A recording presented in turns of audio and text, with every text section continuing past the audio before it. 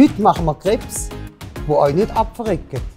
In salzig mit Herdöpfelgewürz oder in süß. Weisst du, wie fein? Grundsätzlich ist es so, Crepe gibt es ja auf jedem Jahrmarkt. Und soweit ich weiss, gibt es keine schweizweite Ausbildung für Crepe und ein Fach aus uns. Darum, wahrscheinlich nicht. Patricia, machen wir heute machen wir feine Crepes, oder? Was braucht es denn da alles? Ich sehe da so viele Zutaten. Also, kannst du das mal erklären? Genau. Also wir brauchen bei weitem nicht alles, was hier steht. Also Aha. für den Crepe brauchen wir wirklich Butter, Mehl, Salz, Zucker, Milch und Eier. Mhm. Und dann probieren wir Verschiedenes hier. Wir machen mal süße Crepes, salzige Crepes und als Füllung hätten wir zum Beispiel Beere, Creme fraiche, Äpfelbirne, ein Avocado steht auch noch dort, Käse, Schinken und einige verschiedene Gewürze. Dann schauen wir, was wir hinkriegen. Ich freue mich. Super, ich auch. Willkommen bei uns in der Küche. Wir probieren eben mit dem Crepe. Und dafür machen wir dieses Mal ganz genau die Menge nach. Jetzt. Dafür brauchen wir, also die Rezept ist eigentlich für 8 Crepes, oder? Die Idee ist, dass wir eine Basisrezept machen, so eine Basisteig. Und nachher können wir das aufteilen in süße und salze Teig. Dann müssen wir nicht zweimal machen. Der Teig muss ein bisschen dort ausruhen. Und in dieser Zeit bereiten wir dann die verschiedenen Füllungen vor. Butter brauchen wir, und zwar 50 Gramm für die 8 Crepes. Das ist gut, da braucht man gar nicht die Waage, ne? Da haben wir schön hier die Markierung auf der Verpackung schon. Ein bisschen zu viel. Jawohl. Sehr gut.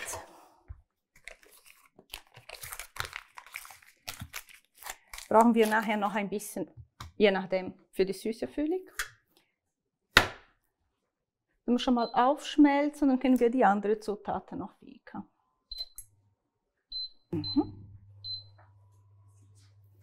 Lassen wir das Herd schaffen, die Butter aufschmelzen. Können wir in der Zwischenzeit das Mehl abwiegen. Nämlich 125 Gramm. Es geht auch mit Dinkelmehl übrigens. Da habe ich hier Weizenmehl.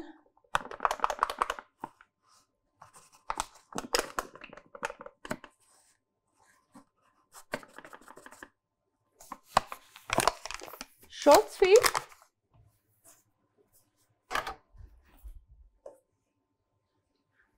Es braucht so wenig, dass ich fast nicht glauben kann, dass es schon genug ist. Aber es ist genug.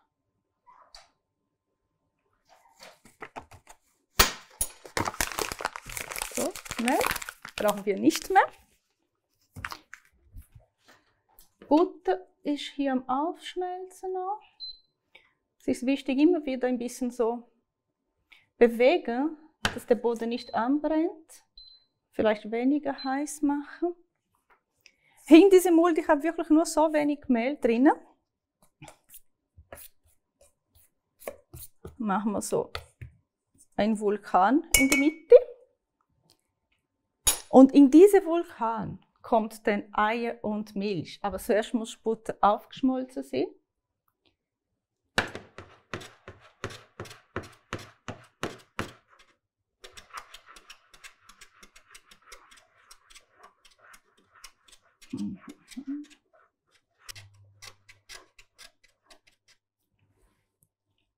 Helfen wir nach. Geht schneller.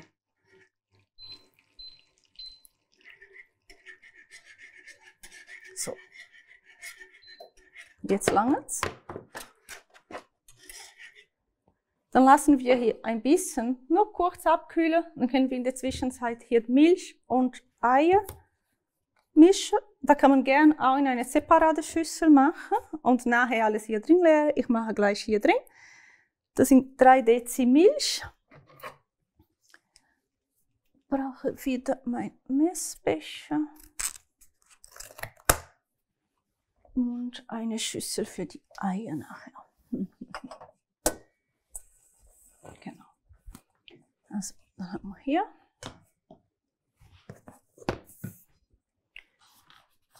Nehmen wir 2 Eier.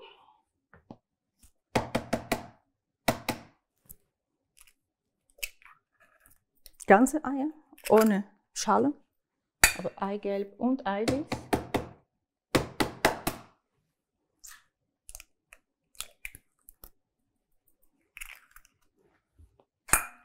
Kann man schon ein bisschen vorrühren, ohne diese Vulkan hier zu zerstören, nur in die Mitte so. Jawohl. Und dann kommen die 3 Dezi oder 300 Milliliter Milch dazu.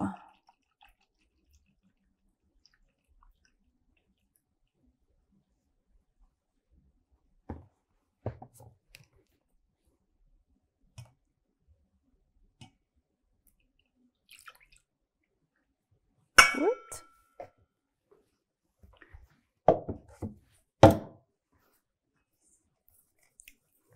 Und jetzt rühren, ganz schön, dass keine Klumpen bleibt.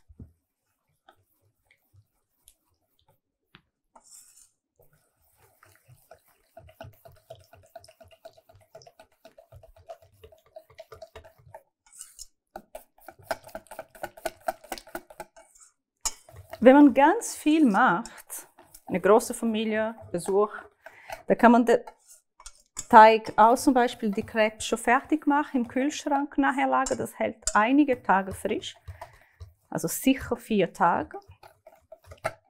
Je nach Temperatur lagern auch länger. Aber dann kann man auch zum Beispiel in eine große Standmix machen. Dann hat sie keine Risiko, dass so Klumpen bleibt. Bei mir hat hier noch einige. Es gibt Rezepte ohne Mehl, dann gibt ihr keine Klumpen, aber dann braucht man viel mehr Eier. Also ich habe jetzt die Butter dazu gegeben. Ne?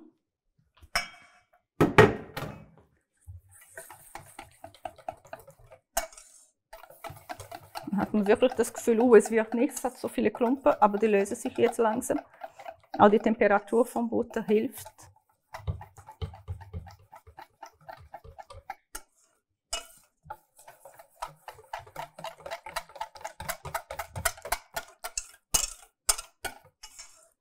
Schauen wir jetzt die Menge für die verschiedenen. Ich kann bald den Teig aufteilen auf Süßes und Salziges.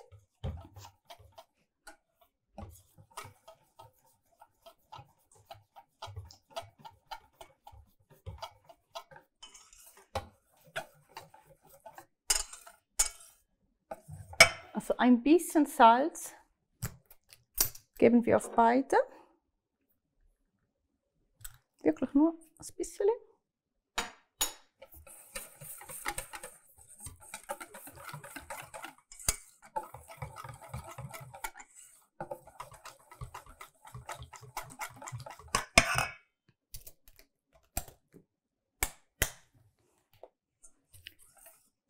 Aber nicht verschrecken. Also der Teig, der wird jetzt eben noch ein bisschen roher. Er braucht so eine halbe Stunde circa und dann löst sich auch alles auf. Wir teilen das jetzt in 2. Dann haben wir diese Arbeit hier nur einmal gemacht. Und jetzt ganz vorsichtig. Und da sage ich wirklich zu mir ganz vorsichtig. Nicht, dass hier alles verschmutzt ist. So.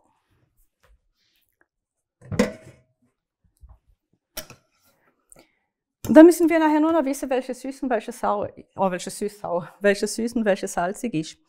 Für den süßen Teig nehme ich da ein bisschen Dessertgewürz. Da habe ich nicht nur Zucker drin, dann habe ich auch noch Zimt, ein bisschen Orangenschale und Vanille.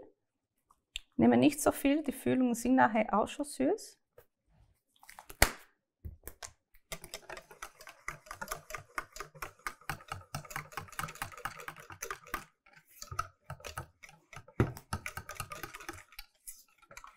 Habe ich da.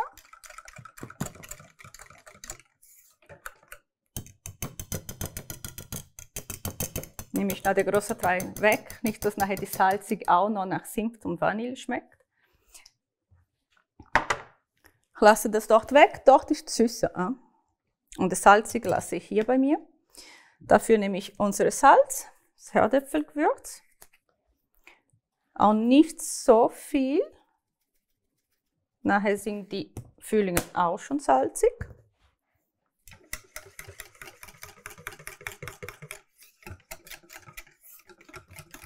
Schön rühren. Auf dieser Seite habe ich die salzige jetzt da. Man könnte auch 2 verschiedene Schüsseln nehmen, das wäre einfacher, glaube ich. Und jetzt muss der Teig dort wirklich etwa eine halbe Stunde warten. Dann haben wir schön Zeit, um unsere Füllungen hier vorbereiten. Wir haben hier eine Äpfel, ja, sieht auch nicht mehr so jung aus, und eine Birne. Birne würde ich sagen, muss fast schneller brauchen. Und das ist super, weil dann hat es wirklich volle Aroma, ist auch nicht mehr so hart.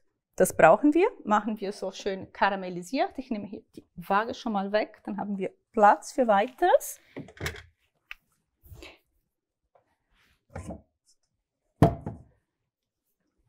Habe die Pfanne hier noch mit dem Butter und das werde ich jetzt nochmal brauchen. Ich nehme wieder ein bisschen Butter.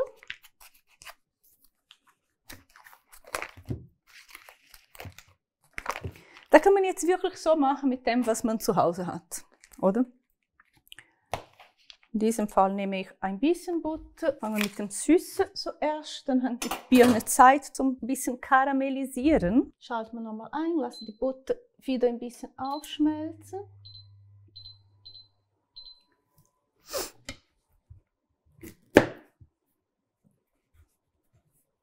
Dann die Birne. Mache nur einen Teil, aber zu Hause kannst du gerne alles machen.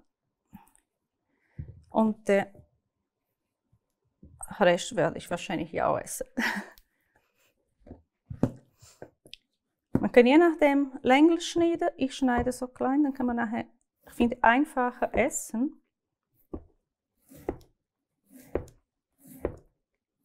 Relativ dünn. Wie viel ist das? Halb Zentimeter, 1 Zentimeter. Ist ja egal, relativ dünn, so dass sie dort schön in Butter schwimmen können, aber nicht zu fest.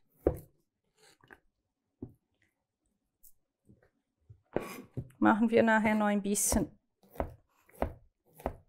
Dessertgewürz drauf. Dann haben wir die vanillige Zimtnote dazu.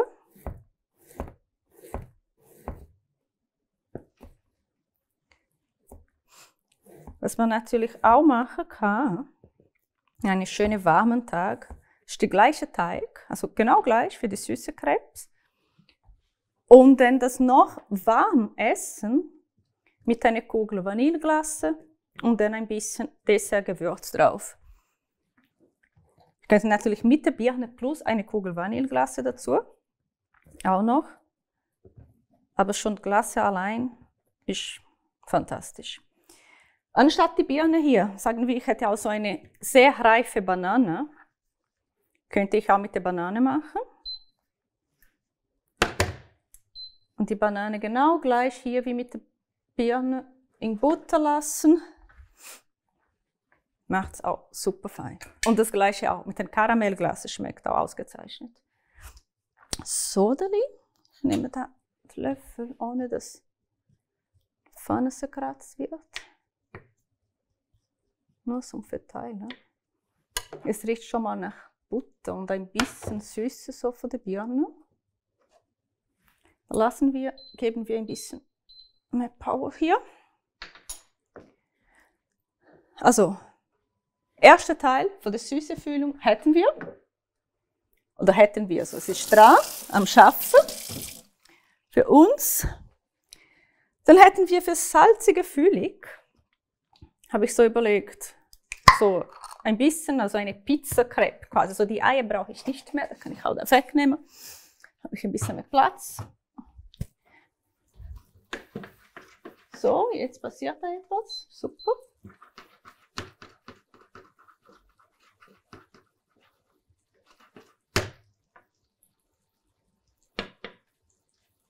lassen wir da noch.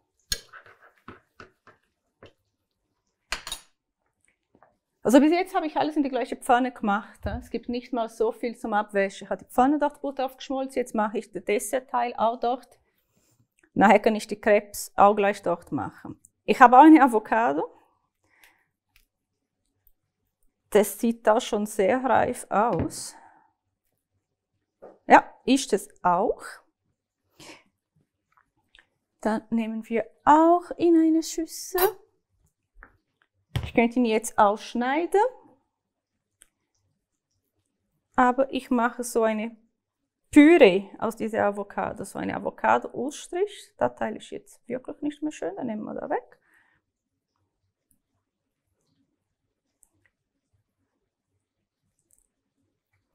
Aber da kann man gut brauchen.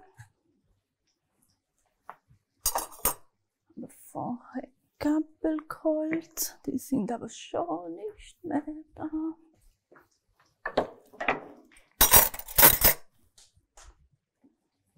So.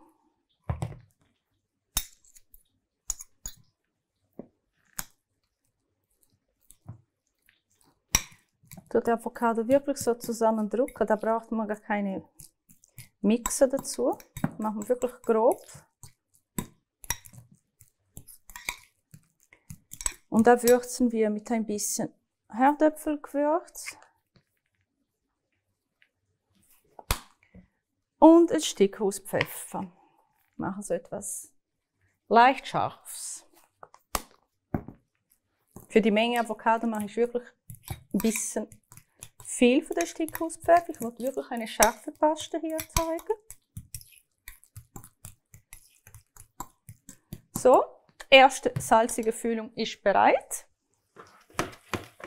Birnen auch bald.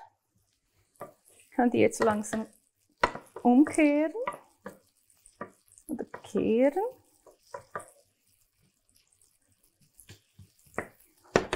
Ein bisschen Hitze reduzieren und dann kommt Dessertgewürz drauf.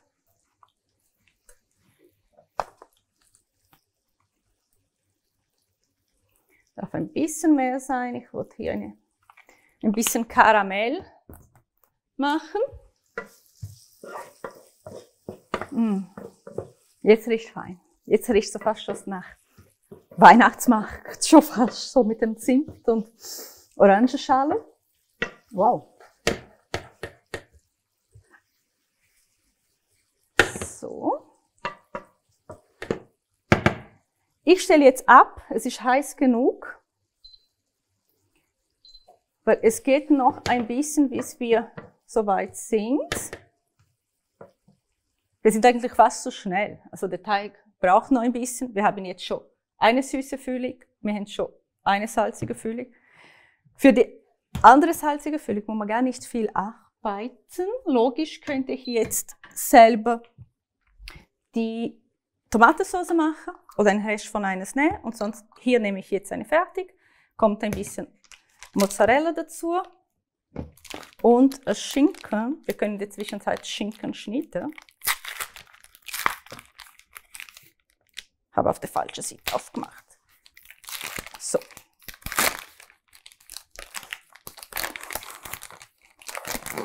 Machen wir unsere Pizza Crepe. Also wir können jetzt Frankreich und Italien zueinander mischen.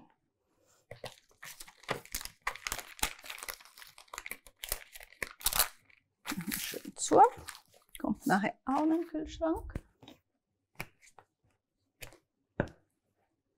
Machen wir schöne grobe Steine. Das Fett will ich ausschneiden.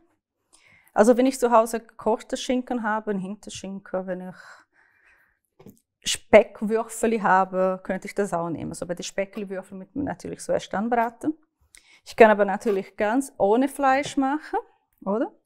Und einfach nur Mozzarella nehmen. Ich könnte auch eine Kugel Mozzarella nehmen, mit getrockneten Tomaten zum Beispiel. Und da hätten wir auch eine Pizza Crepe. Sogar mit Spinat und Ricotta hätten wir eine Pizza Crepe dazu. Und die andere machen wir einfach ein paar Beeren. Ich habe hier noch gefroren. kann auch mit frischen Beeren machen. Dann würde ich die frische zuerst in die Mitte schneiden, wenn große Erdbeer zum Beispiel dabei wäre. Und ein bisschen Creme fraiche. Was wir viel brauchen, sind Schüssel. Nehme ich da.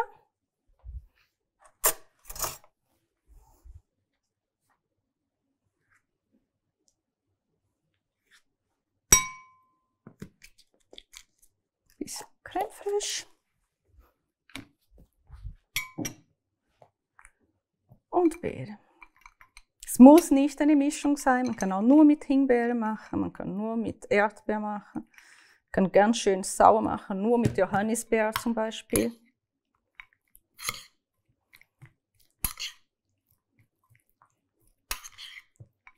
So. Und auch hier mache ich ein bisschen Dessertgewürz.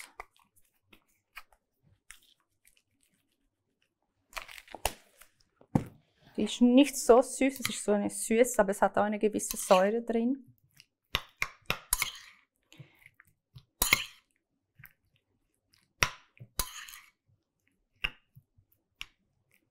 So.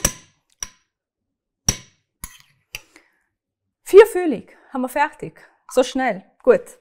Die andere füllen wir direkt im Crepe. Beeren mit Creme fraiche, eine feine Avocado-Paste. Ich probiere es sogar, ob man vielleicht noch ein bisschen nachwürzen muss. Nicht mal. Avocado schmeckt schon gut. Gewürze auch. Es passt gut. Kann man für den Käse vielleicht schon ein paar italienische Kräuter, dann sparen wir uns Zeit nachher, bis der Teig soweit ist. Dann gibt der richtige so Pizza-Aroma, wenn wir ein bisschen Oregano, Basilikum hier haben. Ich hasse gerne, dann nehme ich aus dem Großen. Jawohl. Jetzt haben wir da mit der Soße. Perfekt. Ja, jetzt muss schon noch der Teig soweit sein. Die fülle ich jetzt um. Fülle hier die Birne um. Dann kann ich für die süße Crepes mindestens die gleiche Pfanne jetzt hier brauchen. Und bevor ich die salzige Crepes mache, spüle ich kurz ab. Es geht darum, dass man nicht extrem viel zum Abwaschen hat. Aber übertreiben müssen wir auch wieder nicht. Nicht, dass nachher alles gleich schmeckt, das ist nicht die Idee. Schau. Wo habe ich jetzt was? Das ist die Süße.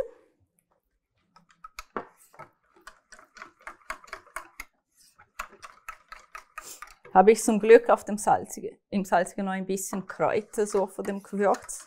Da sieht man den Unterschied. Nochmal rühren. Dann fangen wir an mit Crepe. Kochen, braten.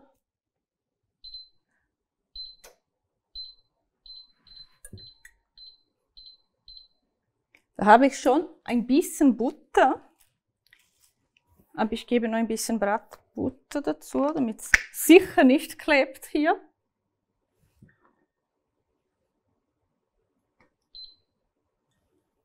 Schön verteilen.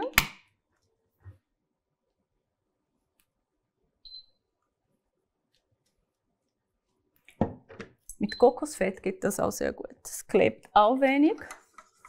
Aber es gibt Leute, die merken irgendwie den Geschmack vom Kokos und wenn man das nicht so gern hat, ist es suboptimal.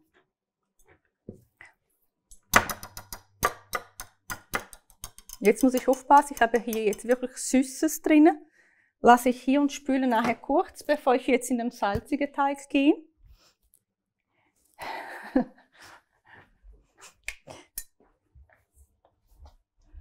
So. Es hört sich so an, als wäre die Butter heiß. Dann gebe ich so eine Menge.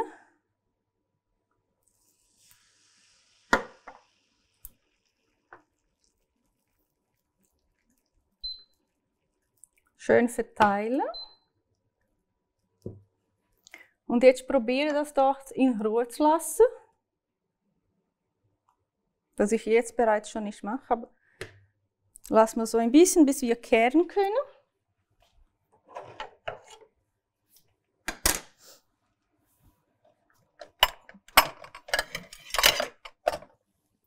Wenn ich jetzt ganz viele Crepes machen würde, könnte man jetzt den Ofen schon einschalten und die immer warm halten, oder bis man wirklich mit allem fertig ist. So, es löst sich schon mal, es klebt nicht, da bin ich froh. Können wir sogar ein bisschen weniger heiß machen. Warte noch ein bisschen. Füllungen sind bereit.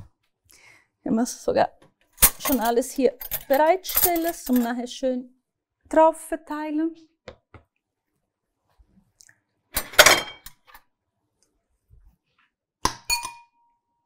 Die Birnen riechen wirklich so fein.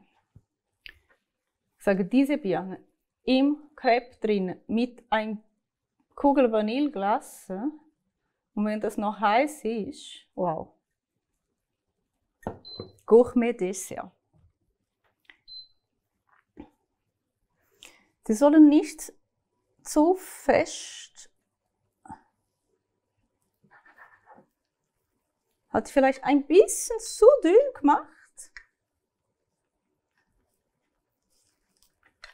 Und nicht eine größere Herausforderung hier zum Drehen. So, okay. Ich probiere etwas. Wenn es nicht klappt, kann man schneiden. Aber ich glaube, es klappt nicht. Nein, sie sind zu dünn. Machen wir anders. So. Es ist mega dünn. Also man darf ruhig ein bisschen dicker machen. Aber das ist der erste. Und nachher ist die Pfanne auch schon geübt. Ich auch hier mit diesen Pfannen. Und dann geht es einfacher. Aber sieht man da gut? Also es ist leicht goldig. Lassen wir das gleich auf der anderen Seite. Es riecht fein, weil es hat Butter da. In dem Teig selber hat es auch Butter. Wir haben im Teig schon ein bisschen von diesem Dessert gewürzt. Dann hat man schon da die verschiedenen aromatischen Zutaten auch noch. Wir haben schon einen Teller für das Salzige nachher.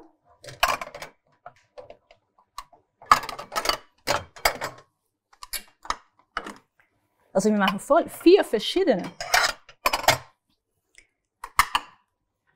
Logisch muss man zu Hause nicht alle 4 auf einmal machen. Wir wollen einfach hier möglichst viele Möglichkeiten zeigen. Wir können natürlich nur salzige machen, zum Beispiel das zuerst essen und dann zum Dessert gehen, oder? Man kann aber natürlich auch alle machen. So, da hätte ich die erste Süße.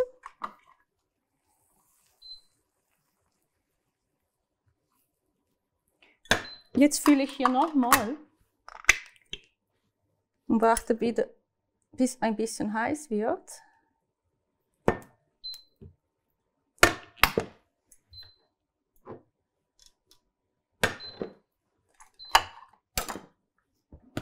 Jetzt kommt der an. Und jetzt mit sauberen Kochhänden. Was machen wir? Ich will das mit der Birne machen. Einfach die Hälfte der Füllung.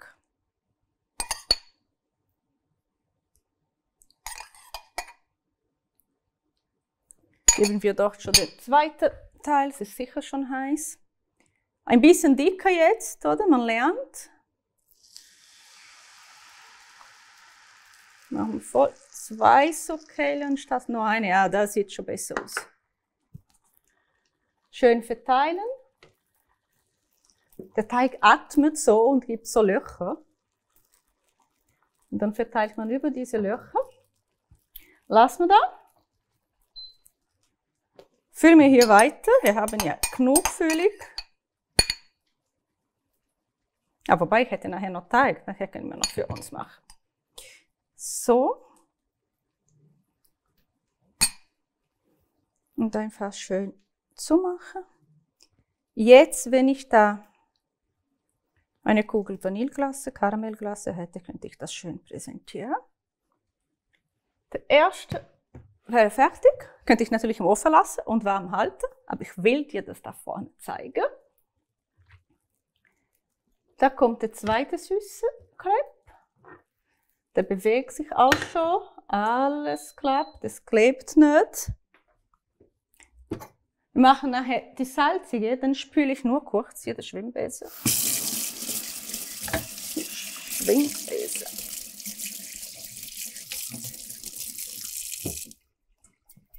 Sehr gut.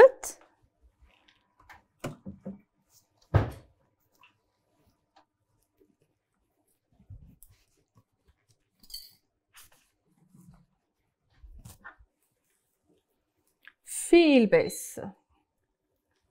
Wobei, ganz fein, es ist zwar eine Herausforderung zum Kehren, aber es schmeckt immer mega gut. Dann hat man mehr Füllung, proportional. So.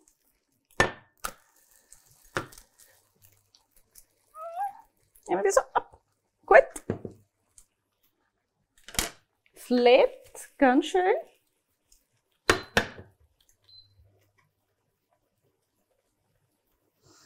Und der Crepe allein riecht schon so gut. Ich glaube, ich kriege Hunger.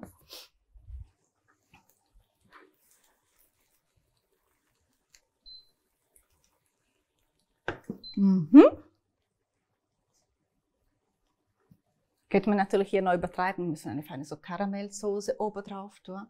Würde nicht nur gut aussehen, es würde auch noch mehr schmecken, aber dann würde wirklich unbedingt weniger Dessertgewürz drin und vielleicht erst oben drauf. Nicht, dass es so süß ist, weil die reife Birne ist die schon süß. Ich glaube, ich muss so eine Birne probieren. Ist wirklich gut. Wow. Wow. So viele Aromen.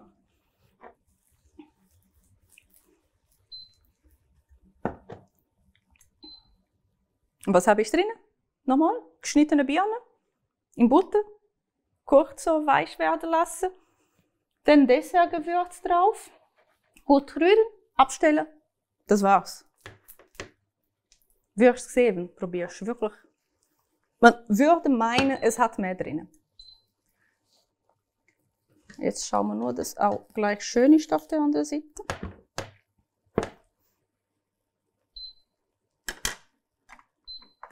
So. Die nächste süße Crepe ist bereit. Jetzt kann ich nur ganz wenig hier Bratbutter machen. Es hat ja schon einiges in die Pfanne. Ich lege jetzt den süßen Teig beiseite. Das mache ich nachher weiter.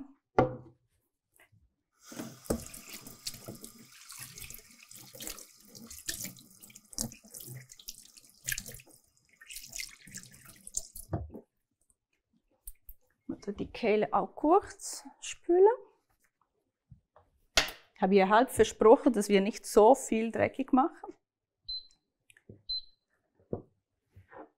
Die Pfanne ist schon heiß, muss ich gar nicht mehr allzu lang warten. Und dann kommen wir zu dem salzigen Teig.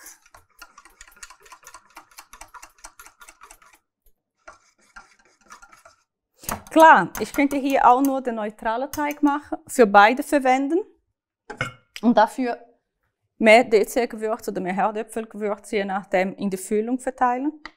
Aber so finde ich noch fein, weil teilweise nimmt man am Rand nur Teig und es schmeckt schon. Also der Teig allein hat schon einen feinen Geschmack, oder?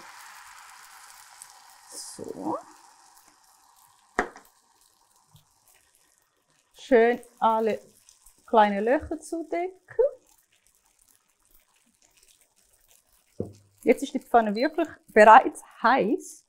Kann man ein bisschen runter hier machen, so dass wir auch Zeit haben für die zweite Füllung. Also das Messer brauche ich hier nicht mehr.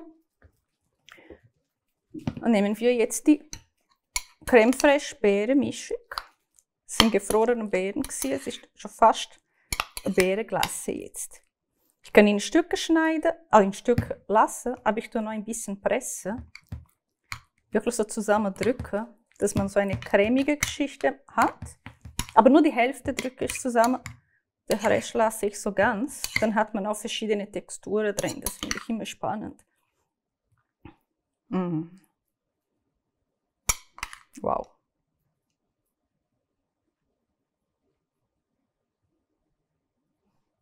Wir fangen mit dem Dessert an. Schön verteilen. Habe ich hier noch ein bisschen. Die lassen wir anders jetzt. Einfach so. Ich habe eine Idee. Wir haben hier noch ein bisschen. Machen wir auch so ein bisschen drauf. Dann weiß man bereits, was einen erwartet. Wir haben ja noch die Hälfte von der Birne. Ich kann nachher immer noch nochmal machen. Es geht hier schnell. Wir haben es gesehen. Es geht fast zu schnell, ne? Weil der Teig hat weniger Zeit, als gut wäre. Aber es hat auch so funktioniert. Die Klumpen sind ja alle weg.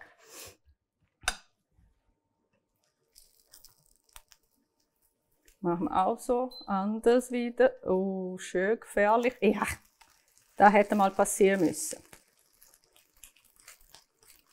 Und es ist passiert. Ich habe hier ein bisschen eine Sauerei. Ich brate die trotzdem fertig und schaue, ob wir das retten können. Sonst mache ich eine neue und esse ich den so. Also das könnte ich jetzt so nehmen und essen, weil der selber so einen feinen Eigengeschmack hat. Aber wir wollen hier schön präsentieren, dann mache ich eine neue schöne. Hier lasse ich fertig anbraten, kann man nachher noch nehmen. Und für die Beeren machen wir genau gleich. Machen wir noch ein bisschen anders hier vorne so. Schön verteilen, dann weiß man bereits, was eine so erwartet.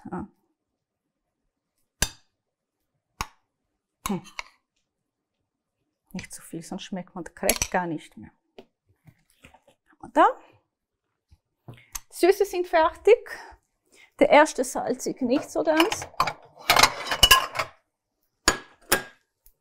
Nehme ich den da raus.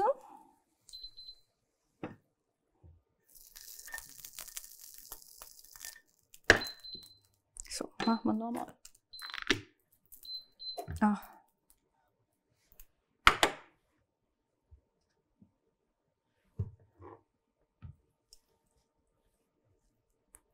So. Was macht er jetzt?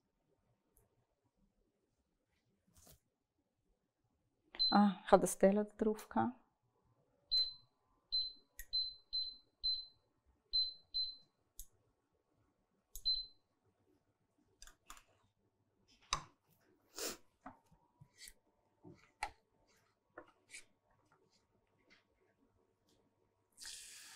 So.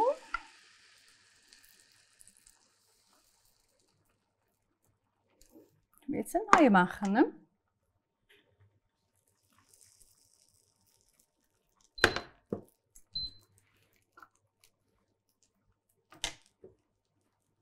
Ich gleich nutzen, um den hier zu probieren.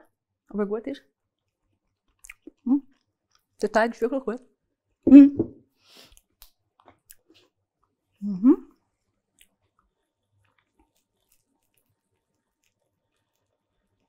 Schön verteilen.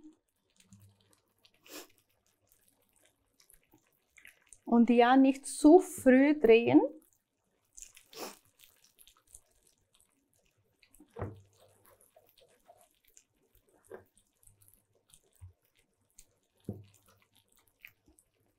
So, ein bisschen weniger, das haben wir backen können. Wenn es so eine Kugel gibt, so eine Luftblase, lass es, zerstört nicht die Luftblase, sonst platzt der Teig. Der ist noch zu jung, noch nicht so weit, das kommt wieder runter. So.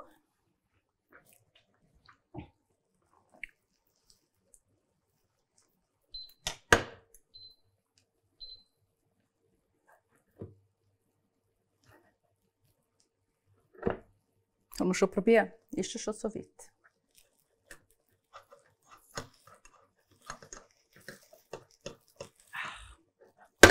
Man sagt, dass das einfacher ist, einfach so in die Luft zu kreieren.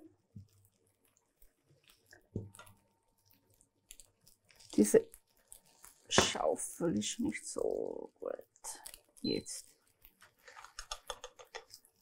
machen wir so und so. Jawohl. So geht's auch.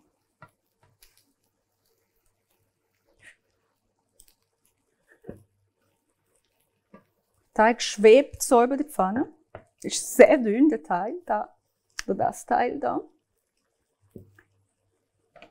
Aber das wird nachher auch so schmecken.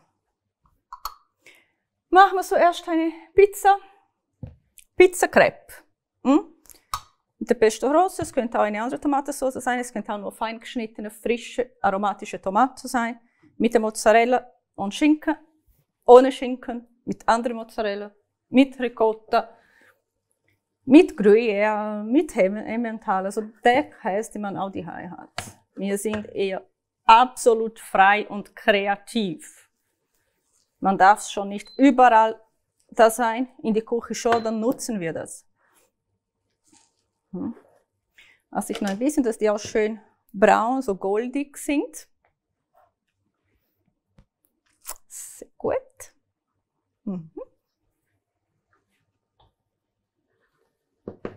Ich tue da die Sachen schon ein bisschen abräumen, sodass wir nachher auch richtig in den Kühlschrank versorgen, alles, was dazu gehört.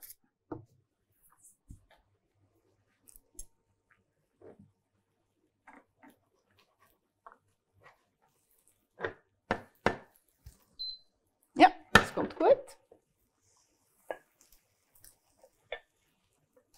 Also, der erste salzige ist da.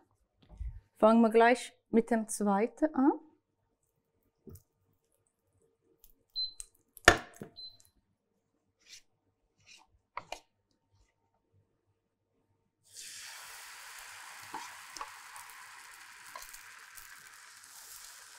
Nochmal die zwei Kellen.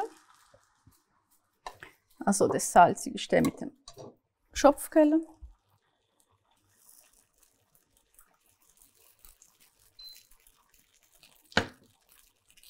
Schön. Dann machen wir unsere Pizza Crepe. Nehmen ein bisschen von der Tomatensauce.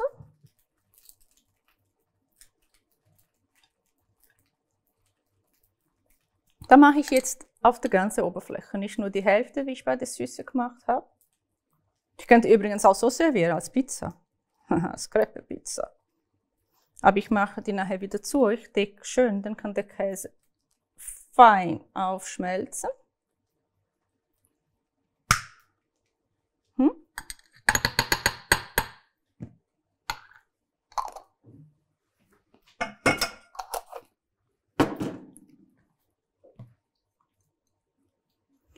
Mischen wir hier noch ein bisschen mit dem Kräutern.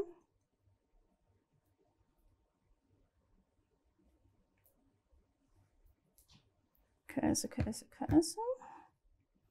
Wer gern hat, macht mehr, wer nicht, macht weniger drin. Mal schön die Schinken verteilen.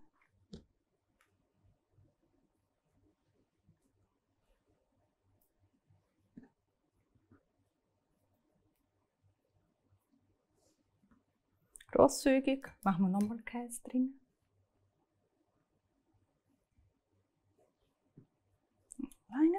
Und jetzt schön zudecken. Also das ist wirklich, man kann natürlich noch größer machen, dann hat man wirklich eine ganze Mahlzeit. Aber wir werden die alle probieren. Dann übertreiben wir nicht so. Da hier essen wir nachher sicher noch mit dem anderen.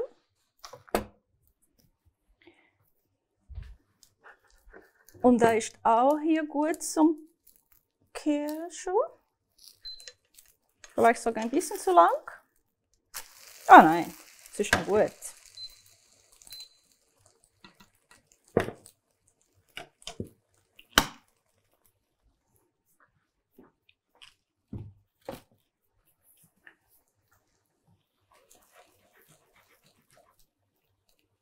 Schön, dann machen wir die letzte salzige jetzt mit dem Avocado-Paste. Wir haben jetzt noch Käse, weil er noch heiß ist, könnte man eigentlich auch wieder ein bisschen Käse drin machen. Passt auch zum Aufschmelzen. Hat man fast so eine halb texanisch-mexikanische Crepe. Mit der feinen Chili-Sauce passt auch. Eben, von wegen mexikanisch, da könnte man auch schöne Chili con Carne machen und auch so Crepes füllen. Man kann so viel machen mit dem gleichen Teig. Das Lichte will ich natürlich nicht brennen. Ja. Stellen wir ab. Das letzte ist da wunderschön parat. Da brauchen wir die ganze halbe Avocado. Mache ich ein bisschen anders. Wenn wir schon von Mexikanisch geredet haben, dann machen wir so ein Kröllchen.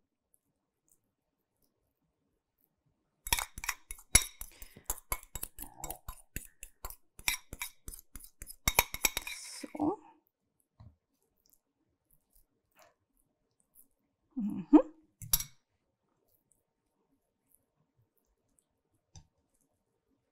Und so.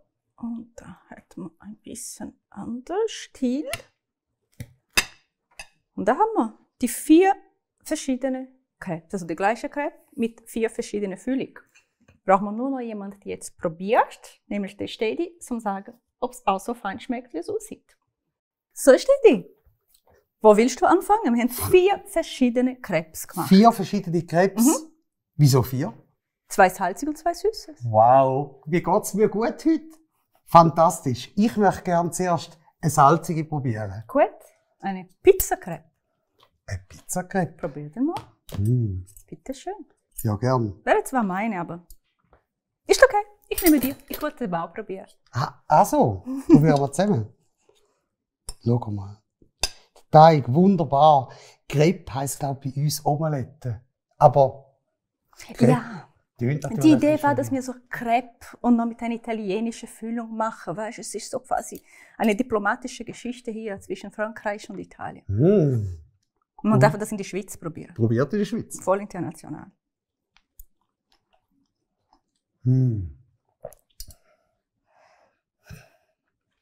Fantastisch. Sehr, sehr fein. Ich muss selber probieren. Mach das. Ich weiß nicht, ob wirklich so stimmt, wenn Das so lohnt macht. sich. Meine Damen und Herren, ich wollte eben den Teig auch noch so pur probieren.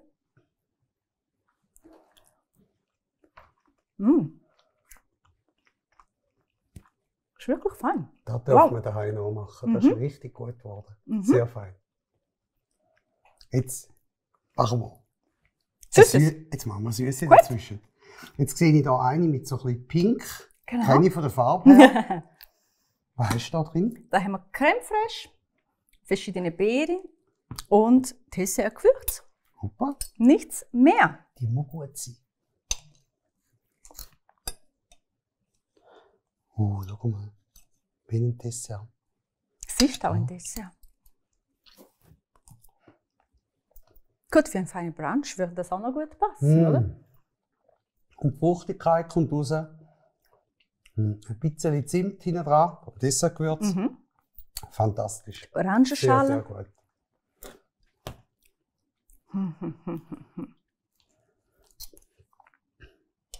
Und steht die Farbe, Steht die Farbe? steht die Look.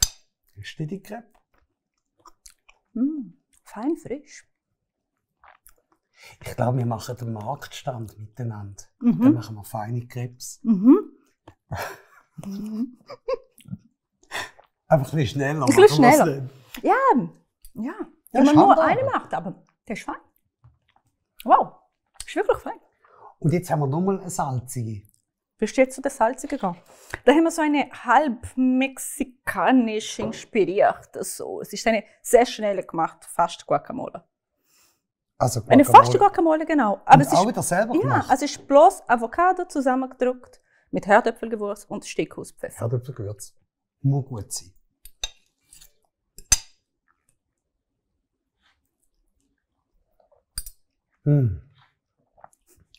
Ich sehe weißen Strand.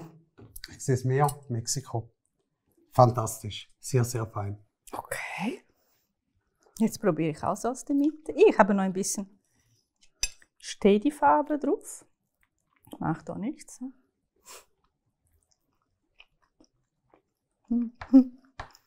Kannst du gern. Machen wir die Salsa zu der Salzium. Zweimal salzig und zweimal süß. Und da hat super gerochen, was wir gemacht haben. Ich sehe natürlich als Thurgauer hat es Bier drin. Genau. Und die karamellisierten Birnen, sie sind im Dessertgewürz karamellisiert worden. Wow. Mit Butter. Stellt euch das mal vor.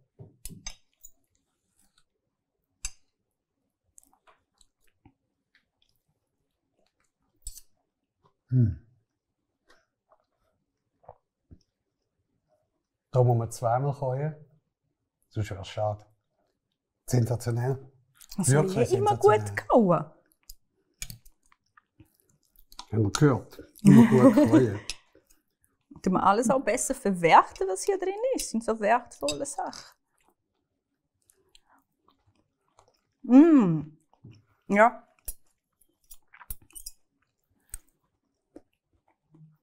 Und es zieht nichts vor. Also ich würde sagen, sei es süß oder salzig. Fantastisch. Danke vielmals. Sehr gerne. Danke.